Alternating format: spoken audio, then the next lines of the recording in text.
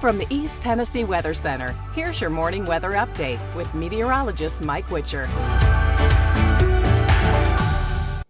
So the rain has finally started to fall around East Tennessee. Not to mention, could see a wintry mix across upper East Tennessee and more travel troubles into Kentucky. Yes, the storm system has begun, and it's just getting started as we speak. Let's go ahead and start you off with the almanac from yesterday. We did make it into the 40s and 50s. Turned out to be a rather cool day around East Tennessee, but at least we had some sunshine. The Witchers took a nice little walk or hike yesterday at Aspire Park in Clinton, and it turned out to be absolutely fantastic. All right, let's show you the big picture. This is your visible satellite and radar. Well, of course, you don't see the visible satellite imagery because the sun's not up as of this recording.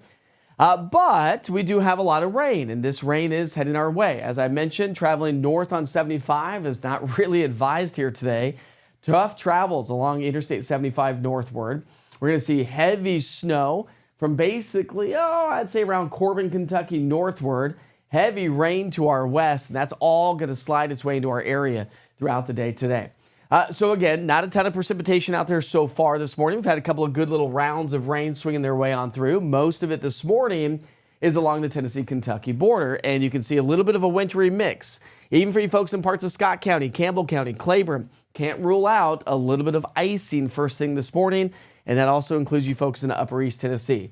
We do have a flood watch in effect until 1 o'clock Thursday for all of East Tennessee. A flood watch has been issued by the National Weather Service. We also have a winter weather advisory until noon today for upper East Tennessee. Winter storm warnings into Virginia, ice storm warnings over into North Carolina, winter weather advisories. When you look in upper East Tennessee, got places like Mountain City just outside of Johnson City where we're going to see quite a bit of some decent snow.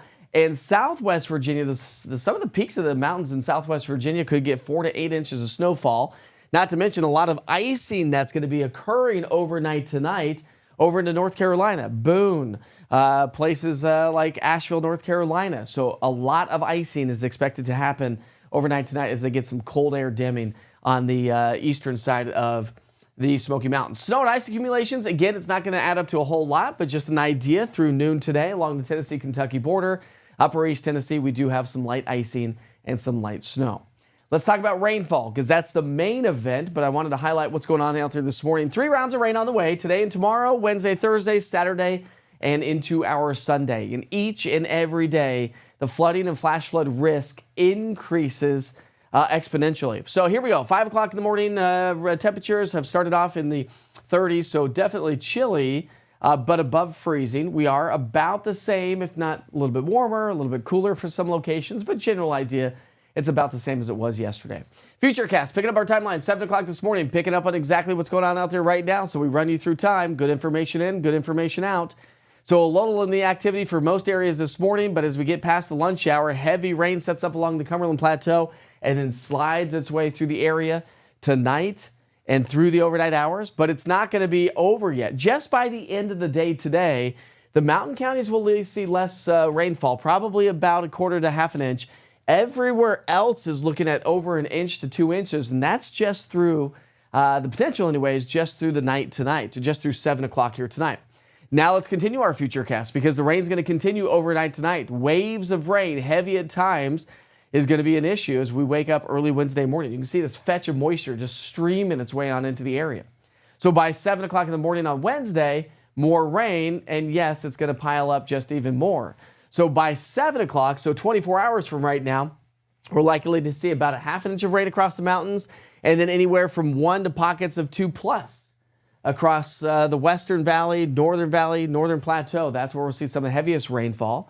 Not expecting any major flood concerns with this first round, but again, as I mentioned, it's going to all the rain this week is just going to exacerbate the problem. So as we head to our Wednesday, again, the rain's going to continue. Not to mention maybe moderate to heavy rain throughout our Wednesday afternoon. That's 3 o'clock in the afternoon. So again, all day today, all day to tomorrow for the most part, anyways. Well, the rain's going to pick up later on today, anyways, and be heavy at nighttime. But then finally, as we get into our Thursday morning, everything starts to relax. And we'll see quieter weather by Thursday and Friday. So some good solid weather on the way by the end of the week. Now, when you add up our rainfall totals, this just takes us through Thursday night. Well, basically Thursday morning because that's when the rain's going to be done. But we're talking about 2 to 3 pockets of 4+ inches of rainfall cannot be ruled out. This is why we have a flood watch in effect until Thursday. But it doesn't stop there because the rain's going to continue as we get into the upcoming weekend. We have a lot more rain expected as we get into our Friday night, Saturday, and Saturday night into Sunday, where we'll pick up even more rain and the flood risk will continue to increase even as we get into the weekend. So your Futurecast model, just the big picture, synoptic scale, you can kind of see how this is all playing out around the region. Waves and waves of rain as these disturbances just come racing on into the area. So heavy rain all the way through Thursday, then cool high pressure builds in as we get into our Thursday and Friday. But as we get into Friday night and Saturday, here comes our next weather maker, and that's going to increase the rain. So just through Friday, heavy snow to our north and icing, heavy rain across the Tennessee Valley down into Alabama and Mississippi. That's just through Friday, but watch this. I'm going to add Saturday and Sunday to the mix, and you can see the bullseye for even heavier rain across parts of the Tennessee Valley, not to mention on the backside of this system, maybe some light snow across the classic horseshoe of East Tennessee. So we'll see how this all plays out. And just a side note, I think next Sunday we could see those temperatures come on down. I'll show you that here in a second. So rainfall outlook all the way through next Monday. The Weather Prediction Center has dialed down these numbers just a little bit, but we're still talking about 5+ inches of rainfall at least. And model guidance continues to keep those rain chances going above and beyond the 7-day forecast. So I think this is going to be a very solid 2-week stretch of some very heavy rainfall. Flooding and flash flooding is going to continue to pick up, and that starts that process this week. We'll be chillier today at 44 degrees. Then we'll climb into the more seasonal averages as we head through the rest of the week, and then the bottom drops out on Monday. Actually, the bottom could drop out on Sunday, but that's day number 6. Right now, it looks like we'll probably start warmer. We'll see falling temperatures throughout the day on Sunday, so something to kind of keep in mind as you plan, but I'll be highlighting that as the week progresses, so make sure you check back in and check in frequently. Low temperatures going to be average to above average until next week, and then we'll be trending back down into the 20s as another pocket of colder air swings its way on through. This pocket of colder air, we've been talking about it for quite some time.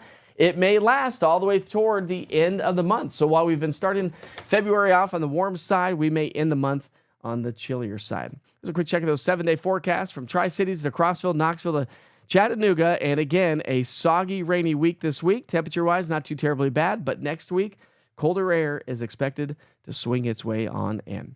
So make sure you track it with the interactive radar, giving you past, current, and future radar. Make sure you have your push notifications turned on, your location services turned on.